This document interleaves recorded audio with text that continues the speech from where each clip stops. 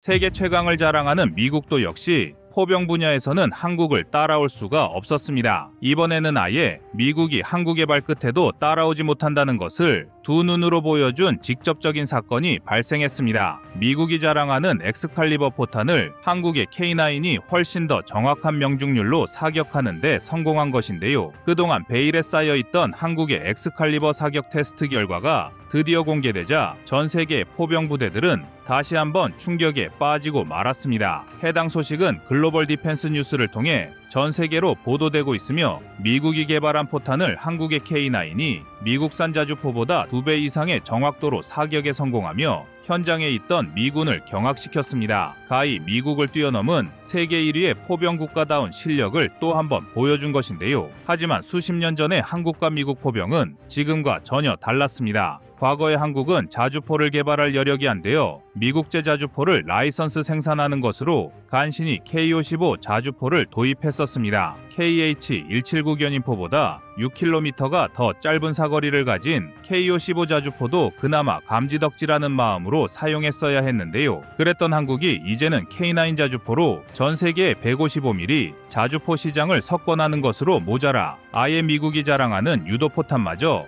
한국산 자주포가 완벽하게 다룰 수 있게 되었습니다. 한국의 자주포 라이선스를 제공했던 미국의 입장에선 땅을 치고 후회할 일인데요. K9이 미국의 엑스칼리버 포탄마저 완벽하게 사격할 수 있다는 것은 앞으로 70%의 세계 시장 점유율을 90% 이상까지 노려볼 수 있는 확실한 계기가 될 것입니다. 그래서 준비했습니다. 오늘은 K9 자주포의 엑스칼리버 포탄 사격 성공이 가지는 전략적 의의에 대해 자세히 알려드리겠습니다. 여러분의 구독과 좋아요가 꺼리튜브 운영에 많은 힘이 됩니다.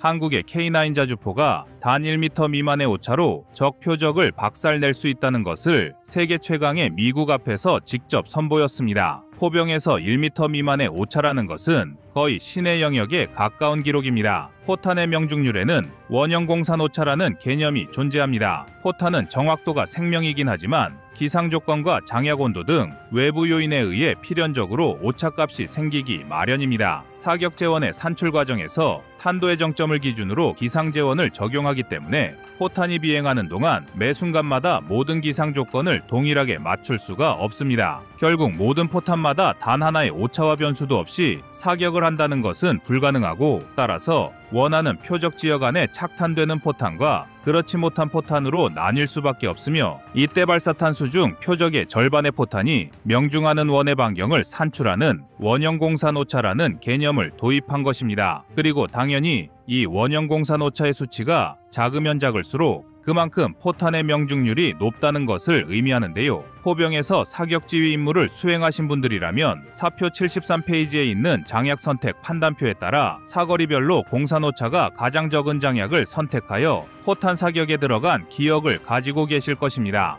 결국 포탄의 정확도를 얼마나 더 높여 확실하게 표적을 제압할 수 있는 포탄을 개발하는 것은 전 세계 모든 포병의 과제였고, 미국은 GPS, INS를 활용한 M982 엑스칼리버 포탄을 개발하여 공산 오차를 획기적으로 줄이는 데 성공했습니다. M109A6 팔라딘에서 시험 발사된 엑스칼리버의 공산 오차는 약 10m였으며 이라크 전쟁에서 처음으로 실전 투입되어 오차 범위를 4m까지 줄였는데요. 현재는 약 2.4m까지 오차 범위를 더 줄여나가고 있습니다. 그런데 우리 대한민국은 미국이 지켜보는 앞에서 K9 자주포로 엑스칼리버의 오차 범위를 1m 이내까지 줄여 표적을 타격하는 엄청난 실력을 보여준 것입니다. 더욱 놀라운 것은 이번 포탄 사격에 투입된 K9 자주포가 노르웨이 수출형인 비다르였다는 점입니다. 한국이 K9의 수출형 버전을 이용하여 미군 앞에서 미국제 포탄으로 엄청난 정확도를 보여줬다는 것은 단순히 한국 포병의 실력을 넘어 앞으로 K9 자주포의 미래를 좌우할 결정적인 사건입니다. 우리 대한민국이 자유진영의 국가들과 동일하게 155mm의 표준구경을 사용하고 있지만, 그렇다고 포탄까지 나토 등의 국가와 동일한 것은 아닙니다. 한국은 항력 감소 고폭탄인 K307 포탄을 비롯하여 K310, K315 등 다양한 포탄을 자체적으로 개발하여 사용하고 있습니다. 미국을 비롯한 나토 역시 자체적으로 그들만의 포탄을 생산하고 있기 때문에 포탄의 구경은 같아도 세부적으로는 다른 포탄을 사용해왔다고 봐도 무방합니다. 물론 이미 다수의 유럽 국가에 수출을 해왔고 우크라이나 전쟁 과정에서 한국의 포탄 지원을 요청하는 사례만 보더라도 양측의 포탄 호환에 전혀 문제가 없다는 것을 확인할 수 있지만 미군 앞에서 유럽 수출 모델로 그들의 유도 포탄을 2배 이상의 정확도로 사격했다는 것은 전혀 다른 의미를 보여줍니다. 지금까지 엑스칼리버탄 사용이 가능한 것으로 검증된 자주포는 미국의 M109A6 팔라딘과 M777, 독일의 펜자흐비치 2000, 프랑스의 세자르,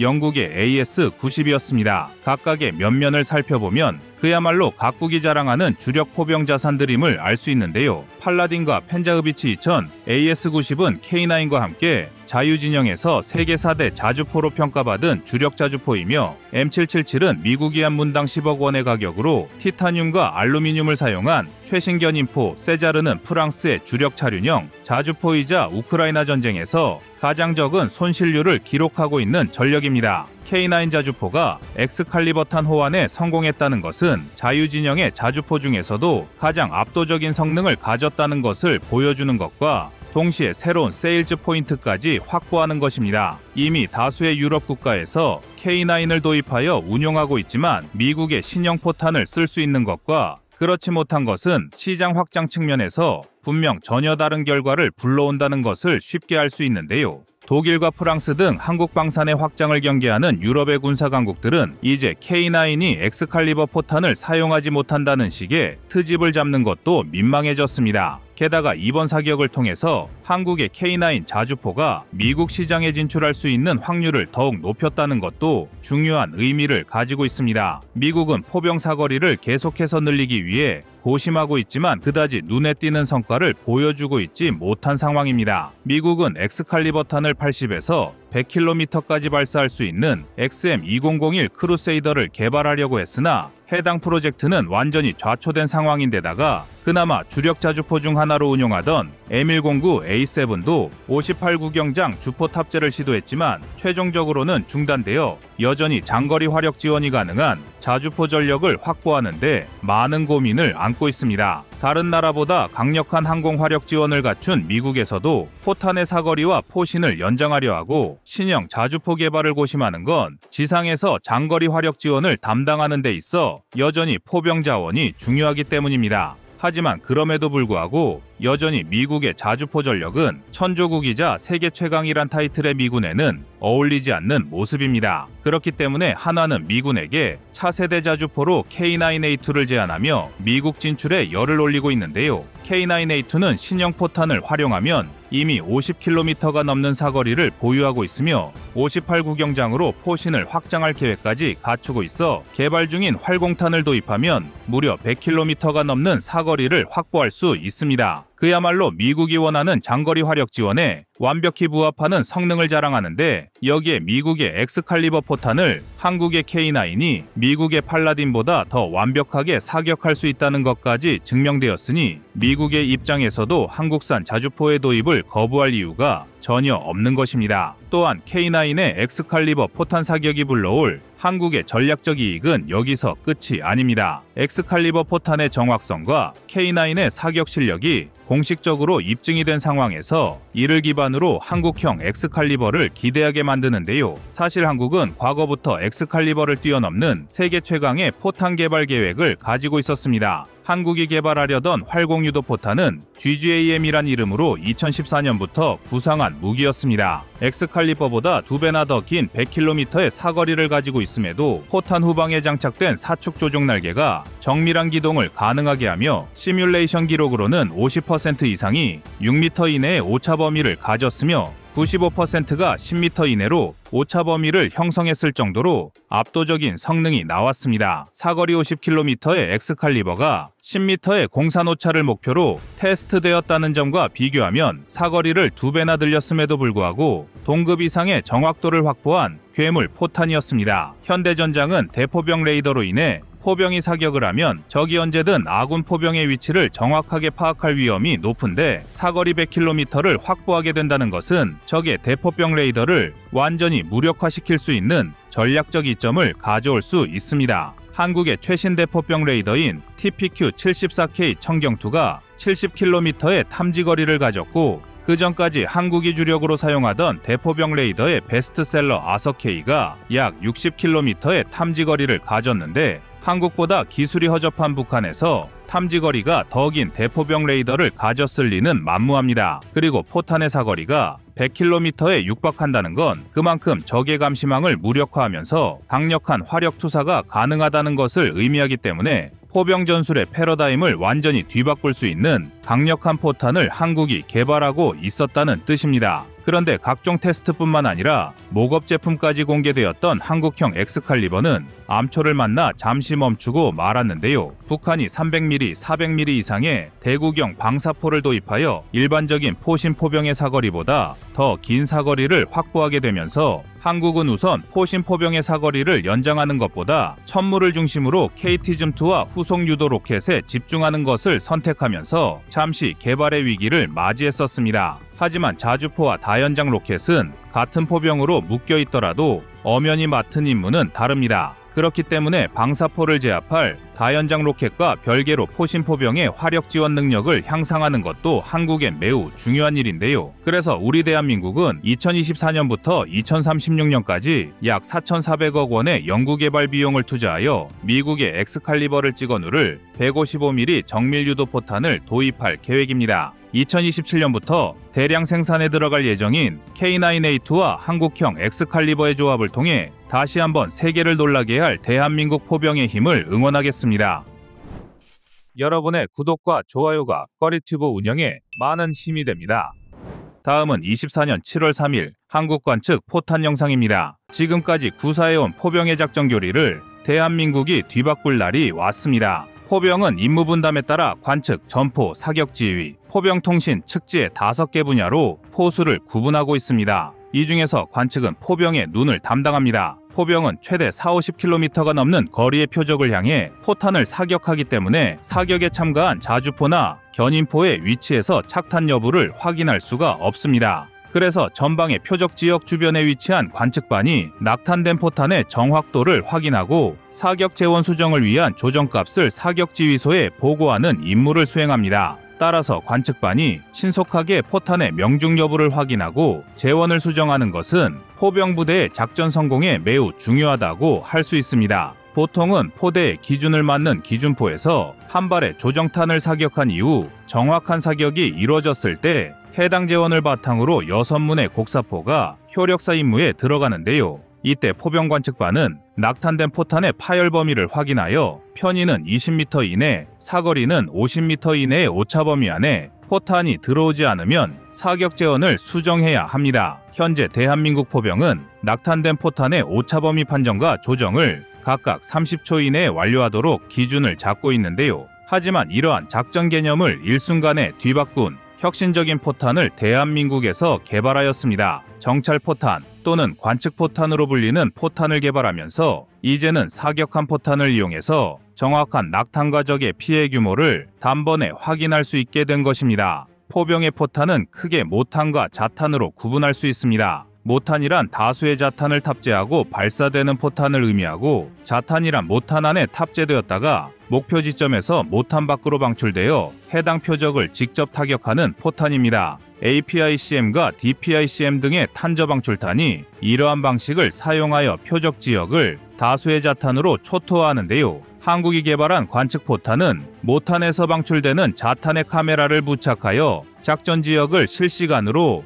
확인할 수 있도록 제작되었습니다. 한 번 방출된 관측용 자탄은 약 1km 정도의 상공에서 8분 동안 적표적 지역을 정찰할 수 있으며 해당 지역을 촬영하고 좌표값을 산출할 수 있습니다. 우리 대한민국은 관측포탄을 개발함으로써 최전방 지역에 다수의 관측반을 파견하지 않더라도 단번에 표적과 주변 전장을 가시화할 수 있게 된 것입니다. 한 개의 포병대대가 전방에 파견하는 관측반은 9개입니다. 최소한 장교 9명을 포함하여 27명 이상의 병력을 전방 지역에 투입해야 한다는 것을 의미하며, 그렇게 투입한 관측반이 전방 상황을 공유하더라도 이를 포병부대의 사격 지휘소가 눈으로 직접 확인할 수는 없었습니다. 하지만 한국이 개발한 관측포탄이라면 이러한 과정이 없어도 실시간으로 작전 상황을 확인하고 전략적 판단을 내릴 수 있게 되는데요. 관측포탄이 전방의 포병부대에 대량으로 보급된다면 특히 국지도발 상황에서 강력한 효과를 발휘할 수 있습니다. 과거 연평도 포격전이 발발하였을 때 한국은 K9 자주포를 이용하여 신속하게 대응 사격을 실시했지만 포탄의 명중 여부와 적에 대한 피해 규모를 실시간으로 파악하기엔 어려움이 많았습니다. 훗날 위성사진을 통해 포탄의 낙탄 지점과 파괴 범위가 확인되긴 했지만 그 전까지는 일각에서 제대로 된 대응 사격이 이루어지지 않았다는 불필요한 오해를 불러오기도 했는데요. 국지도발 상황의 특성상 적의 내륙 지역에는 아군의 관측반이 위치할 수가 없기 때문에 빠르게 낙탄 여부와 피해 규모를 파악하기 어려웠기 때문입니다. 하지만 관측포탄이 도입되면 별도의 관측반을 운용하지 못하는 상황에서도 이러한 작전 상황을 신속하게 파악하고 전략을 수정하거나 적성국의 도발을 빠르게 분쇄할 수 있게 됩니다. 지난 8.20 서부전선 포격 도발의 사례에서도 볼 수 있는 것처럼 우리 대한민국은 북한의 군사도발이 발생하면 언제든 휴전선 이북으로 포병의 대응 사격을 준비하고 있습니다. 그렇기 때문에 관측반 운용이 어려운 상황에서 적 표적 지역을 확인할 수 있는 전략 수단이 추가된다면 대한민국 포병의 작전 효율이 한 단계 더 상승할 것입니다. 여기에 더해 포병의 사거리가 점차 증가하고 있는 점도 관측포탄의 전략적 중요성을 더욱 부각시킵니다. 현재 대한민국은 최대 55km의 사거리를 지닌 H-랩탄을 비롯해서 60km의 사거리를 지닌 신형 포탄도 본격적으로 생산에 들어갔습니다. 심지어 최대 사거리가 100km에 달하는 포탄까지 개발할 예정인데요. 이제 수십 킬로미터가 넘는 사거리를 가진 155mm 포탄은 더 이상 이론상의 이야기가 아닙니다. 그런데 포병의 사거리가 길어지면 길어질수록 전방 지역과 포병부대의 교신은 어려워질 수밖에 없습니다. 포병 관측반은 교신 수단으로 PRC-999K를 휴대하고 임무를 수행합니다. 산악 지형 등 여러 작전 환경에 따라 달라질 수는 있지만 대체로 숏 안테나는 4km 내외의 통달거리를 가지고 있고 롱 안테나는 8km 내외의 통달거리를 가지게 되는데, 계속해서 증가하는 포탄의 사거리에 비하면 관측반의 무선 통신 수단은 이걸 따라가기엔 역부족이란 것을 알 수 있습니다. 중계소를 운영하여 통달거리를 벗어난 무전기의 교신을 이어줄 수도 있지만 중계소에는 2대의 무전기가 필요하기 때문에 결과적으로 총 4대의 무전기를 통해 교신하게 되어 그다지 효율적인 방식이라 할 수는 없는데요. 아무리 관측반의 임무수행 역량이 뛰어나더라도 이를 포병부대의 사격지휘소로 전달해 줄 수가 없다면 무용지물입니다. 하지만 관측포탄이 도입되면 이러한 문제는 손쉽게 해결이 가능합니다. 관측반과의 교신이 없더라도 관측포탄을 이용해서 표적을 확인하면 되기 때문에 포병의 사거리가 점차 늘어나고 장거리 교전이 많아질수록 관측포탄의 효용성은 더욱 증대될 것입니다. 그리고 이러한 관측포탄의 필요성을 연구하는 것은 우리 대한민국만이 아닙니다. 미국, 프랑스, 독일 등도 관측포탄에 대한 연구를 진행하고 있는데요. 미국은 127mm 한 포에서 발사할 수 있는 포탄을 정찰용으로 개발하여 해상 등에서 활공하면서 정찰 임무 수행이 가능하거나 지상에서 발사한 후 주날개와 조종날개를 이용해 공중에서 적진을 정찰할 수 있는 다양한 종류의 포탄을 개발했습니다. 하지만 미국에서 운용하는 건 포탄보다는 무인기에 가까운 형태를 가진 정찰 장비로 볼 수 있는데요. 여기에 독일과 프랑스 등 유럽의 군사 강국도 155mm 포탄의 표적 탐지를 위한 통신 장비와 카메라를 추가하는 것을 연구하고 있지만 한국보다는 후발주자인 상황입니다. 155mm 포탄을 이용해서 전방 지역을 관측할 수 있도록 상용화에 성공한 것은 바로 우리 대한민국이 최초인 것입니다. 지금까지 대한민국은 다양한 155mm 포탄을 통해 적을 보다 빠르고 확실하게 분쇄하고자 노력했습니다. 사거리를 혁신적으로 연장한 탄종뿐만 아니라 적진의 대전차용, 대인용 지뢰를 살포할 수 있는 패스캠과 적의 기갑부대를 초토화할 DPICM 등 다양한 탄종을 사용하여 적성국의 주요 전력을 초토화할 수 있습니다. 그리고 이제 이러한 살상용 포탄의 효율을 2배 이상 올려줄 관측포탄까지 세계 최초로 개발하며 그 누구도 넘보지 못할 세계 최강의 포병 국가로 거듭났습니다. 적성국의 도발로부터 완벽한 대화력전을 수행할 우리 대한민국의 포병 화력과 관측포탄에 대해 여러분들의 생각은 어떠신가요? 여러분의 구독과 좋아요가 꺼리튜브 운영에 많은 힘이 됩니다. 다음은 23년 9월 22일 풍산 사거리 연장탄 영상입니다. 드디어 대한민국이 155mm 사거리 연장탄 개발에 성공했습니다. 이 덕에 우리 군은 아무런 추가 개량 작업 없이 K9 자주포의 성능을 수직 상승시킬 수 있게 되었는데요. K9이 기존에 사용하던 K307H 미비포탄의 사거리가 40km임을 감안하면 무려 150% 이상 향상된 셈입니다. 게다가 55km에 육박하는 사거리로 전세계를 놀라게 했던 K315H1의 포탄과 비교해도 5km 이상 향상된 건데요. 심지어 여기서 끝이 아닙니다. 아직은 군에서 요구한 시험평가 기준을 통과한 상태일 뿐이라 자세한 내용은 공개되지 않았지만 이번에 개발된 사거리 연장탄은 사거리 연장을 위해 하나의 포탄의 비비 방식과 랩 방식을 모두 적용한 것으로 알려졌습니다. 이게 얼마나 대단한 일인지 알려면 우선 포탄에 대해 조금은 알고 넘어갈 필요가 있습니다. 자주포 포탄을 말할 때 가장 쉽게 발견할 수 있는 건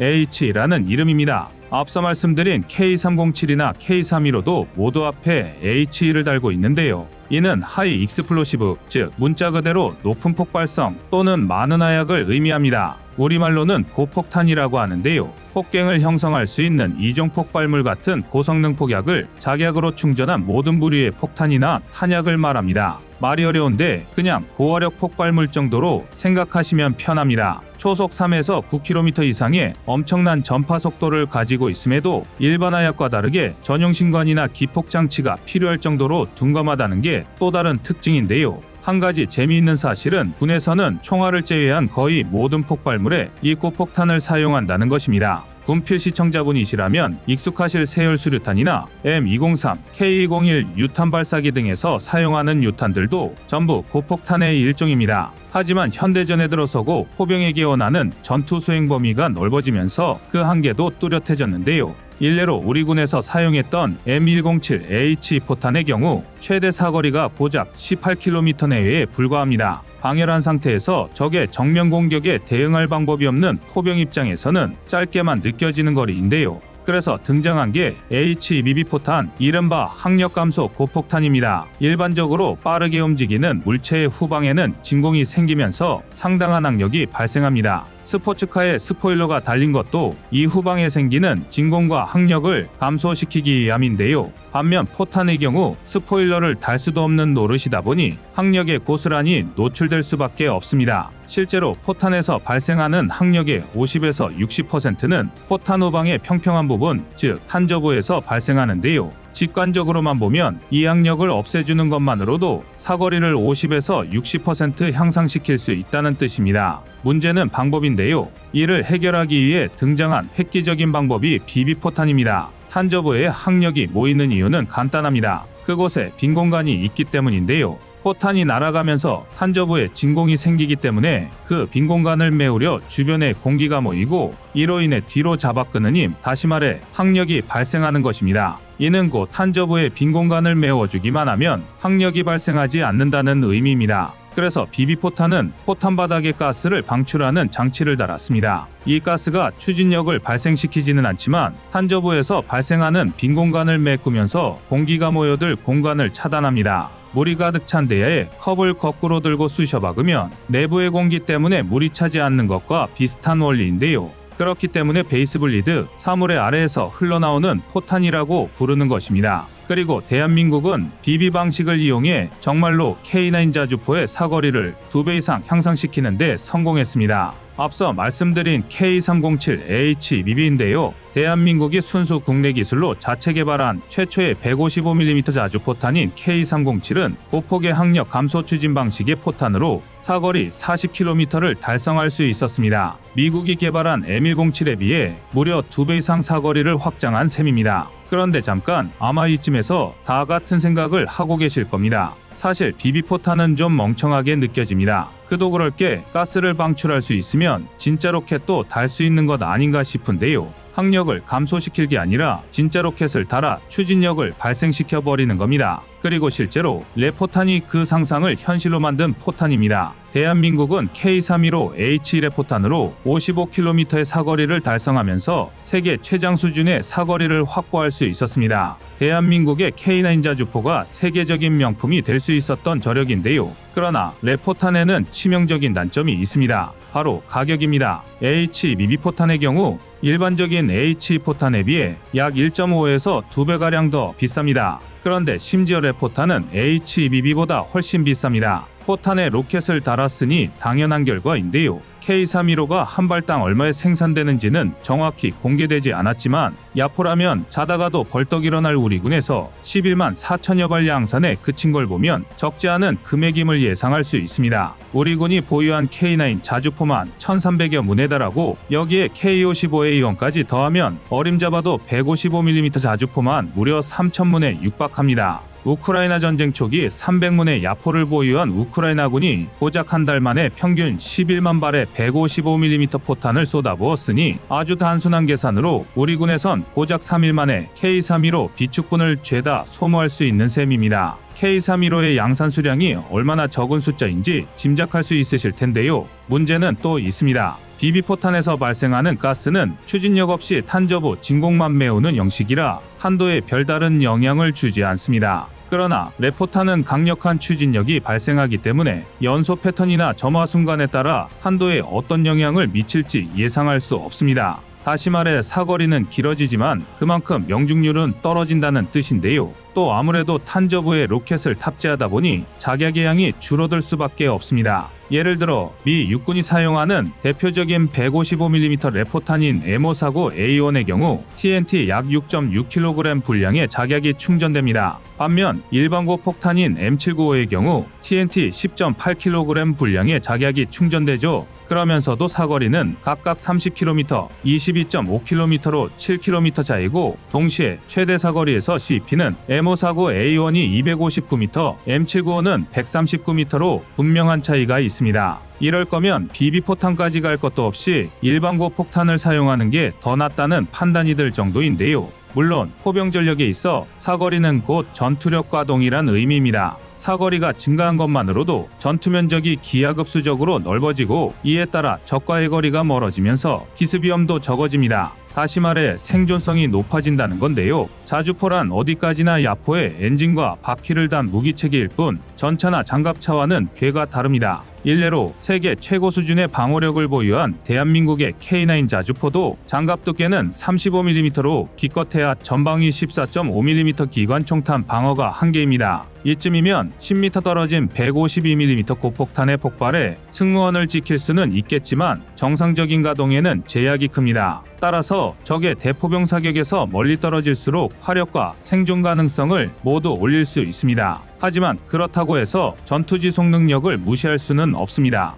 포격은 기본적으로 지역 제압과 화력 지원의 목적이 있고 이에 따라 막대한 양의 포탄을 소모할 수밖에 없습니다. 더군다나 우리 군의 교리는 개전과 동시에 막대한 화력을 쏟아부어 적의 도발의지를 완전히 박살내는데 맞춰져 있습니다. 결국 어느 하나가 빼어난 게 아니라 사거리, 명중률, 위력 그리고 가격까지 모든 면에서 준수한 포탄이 진짜 좋은 포탄이라고 할 수 있는데요. 이를테면 대한민국이 새롭게 개발한 155mm 사거리 연장탄이 좋은 예시가 될 것입니다. 아직까지는 사거리 연장탄에 대한 정보가 극단적이다 싶을 정도로 적지만 한 가지 확실한 건 개발에 적지 않은 시간이 걸렸다는 것입니다. 사거리 연장탄 개발 착수에 대한 소식이 처음 들린 게 2014년이니 자그마치 10여 년이 걸린 건데요. BB포탄의 항력 감소 방식과 레포탄의 로켓 추진 방식을 모두 적용한 게 주요했던 것으로 보입니다. 전 세계에서 오직 대한민국만이 가능한 새로운 방식인데요. 현재 이 사거리 연장탄의 가치를 알아보고 벌써부터 행동에 돌입한 나라가 있습니다. 바로 폴란드입니다. 그것도 심지어 2023년부터 관계당국과 대한민국 최대 탄약 제조업체인 풍산 측에 지속적으로 대규모 현지 탄약 공장 설립을 요청해왔는데요. 그도 그럴 게 현재 폴란드는 무기는 있어도 정작 탄약이 없는 상황입니다. 게다가 유럽의 탄약 생산 능력이 박살나면서 수급처도 마땅찮은 상황인데요. 우크라이나 전쟁이 장기화되면서 전부 곳간이 말라가고 있는 탓입니다. 그나마 이유가 지난 6월과 7월 군사물자 생산에 각각 5억 유로를 투입했지만 짧게는 6년, 길게는 10년은 있어야 우크라이나 전쟁 이전의 물량을 회복할 수 있을 전망입니다. 심지어 여기에 장기적인 자금 지출이 부담되는 유럽 일부 국가들은 포탄 생산업체와 장기 계약을 맺지 않고 일단 기다려보자는 식의 소극적인 태도를 유지하고 있습니다. 대한민국에서 도입하는 K9 자주포만 670문에 달하는 폴란드 입장에서는 미치고 팔짝 뛸 노릇인데요. 대한민국 입장에서도 나쁘지 않은 제안입니다. 앞서 말씀드린 대로 유럽의 포탄 재고는 날이 갈수록 부족해질 전망입니다. 이는 비단 자주포 포탄뿐만이 아니라 전차포탄도 마찬가지인데요. 그런데 대한민국은 전차포탄 기술력까지 세계 최고 수준입니다. 실제로 대한민국의 텅스텐, 탄자 날개 안정 분리철갑탄은 미국의 열아우라늄탄과 동급의 관통력을 보여줍니다. 국내 순수 기술로 개발한 특수광 기술 덕분인데요. 열아우라늄탄을 생산할 수 있는 나라가 사실상 핵무기를 보유한 나라뿐이라는 걸 감안하면 이는 상당한 장점입니다. 큰 구조적 개량 없이 자국 전차의 화력을 올리고 싶은 모든 나토 소속 국가들의 수요를 한몸에 받을 수 있다는 건데요. 여기에 더해 막대한 포탄 수요 물량까지 합치면 오히려 이쪽에서 나서서 폴란드의 탄약 공장을 짓고 싶은 심정입니다. 더군다나 군비 확장에 소극적인 유럽의 경향을 생각하면 문자 그대로 장기적인 시장 독점이 가능해지는 건데요. 민주주의의 무기고가 되어가는 대한민국의 선택에 전 세계에 이목이 쏠리는 이유입니다. 여러분의 생각은 어떠신가요? 이상 꺼리튜브였습니다.